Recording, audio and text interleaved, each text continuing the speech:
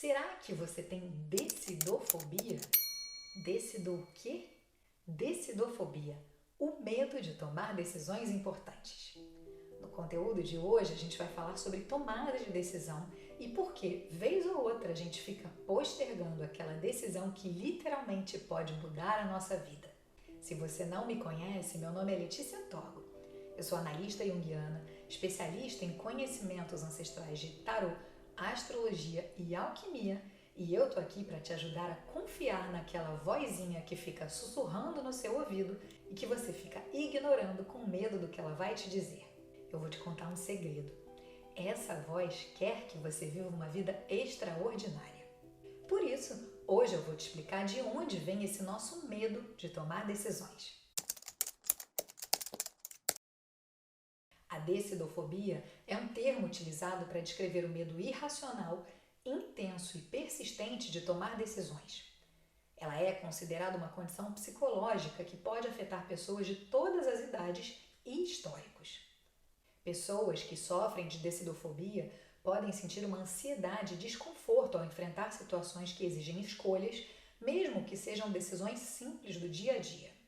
Os sintomas da decidofobia podem variar de pessoa para pessoa, mas geralmente eles incluem indecisão crônica, a ação de evitar responsabilidades que envolvam fazer escolhas, preocupação excessiva com as possíveis consequências das decisões e sintomas físicos como tremores, sudorese, taquicardia e dificuldade para respirar quando confrontados com a necessidade de decidir. Só que antes de fazer um autodiagnóstico por aí e já colocar essa palavrinha no seu repertório para justificar a sua dificuldade em tomar decisões, é importante entender que muitas vezes a decidofobia pode ser confundida com traços de personalidade como uma simples indecisão ou procrastinação. Só para deixar ainda mais claro, diferente da decidofobia, a indecisão é a incapacidade ou dificuldade em tomar uma decisão entre duas ou mais opções. Uma pessoa indecisa pode se sentir paralisada pela indecisão e incapaz de prosseguir com uma escolha definitiva, muitas vezes por conta da falta de informação, medo de cometer erros, expectativas excessivas, incapacidade de priorizar, pressão externa ou ainda perfeccionismo. Já a procrastinação é o ato de adiar ou atrasar intencionalmente a realização de uma tarefa ou obrigação, muitas vezes em favor de atividades mais agradáveis, menos desafiadoras ou menos importantes.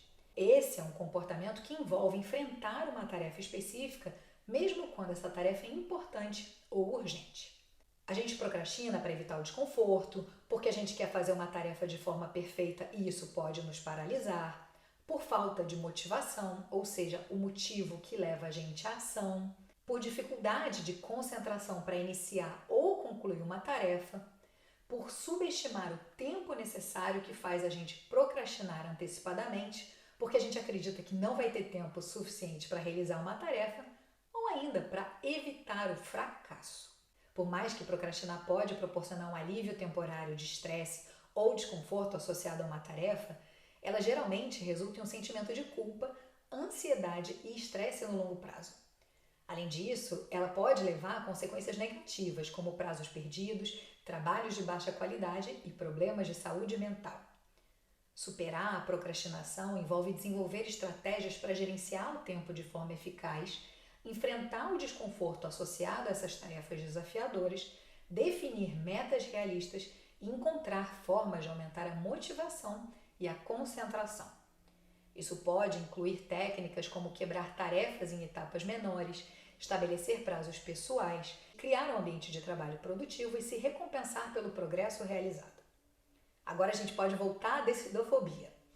Por mais que muitas pessoas possam experimentar esse medo de maneira única, existem algumas explicações científicas fundamentais que podem ajudar a gente a entender essa fenomenologia. Estudos em neurociência sugerem que o medo de tomar decisões pode estar ligado a uma interação complexa entre diferentes áreas do cérebro. Por exemplo, o córtex pré-frontal, responsável pelo raciocínio e tomada de decisões, pode entrar em conflito com o sistema límbico, onde são processadas as emoções, como o medo. Quando existe uma dissonância entre essas regiões, pode sim surgir uma hesitação ou medo em relação às decisões. Já a psicologia sugere que experiências passadas de falhas, críticas ou consequências negativas podem condicionar a gente a associar a tomada de decisões com riscos ou ameaças. Esse condicionamento pode sim resultar em uma aversão ao processo de decidir por conta do medo de repetir experiências negativas. Diferente da indecisão ou da procrastinação, a decidofobia traz um medo paralisante e muitas vezes tem conexão à aversão à perda, estresse e ansiedade.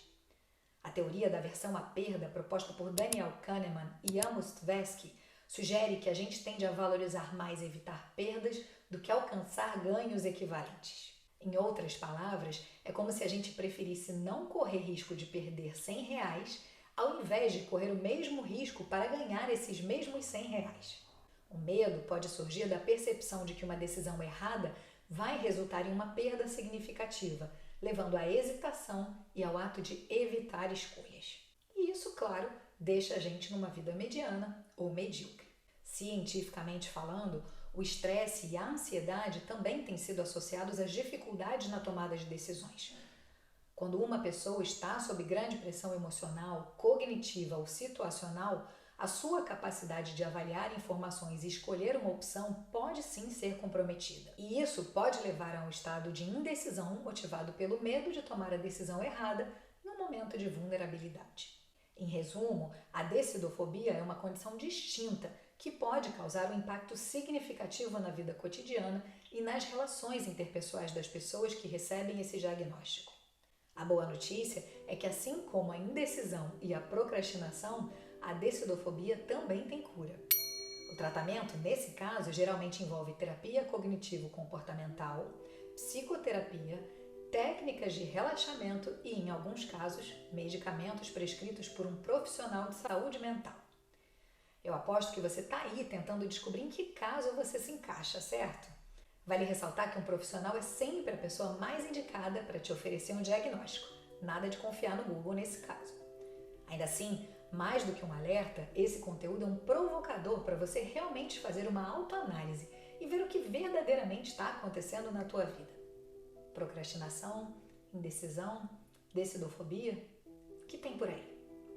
Muitas vezes, a gente sabe exatamente o que precisa ser feito e só não faz porque sabe que isso vai gerar mudanças significativas nas nossas vidas e não nos sentimos prontos a nos responsabilizar por isso. Por isso, responsabilize-se. A vida é sua e, como diria Carl Jung, você não é o que te acontece, mas sim aquilo que escolhe se tornar.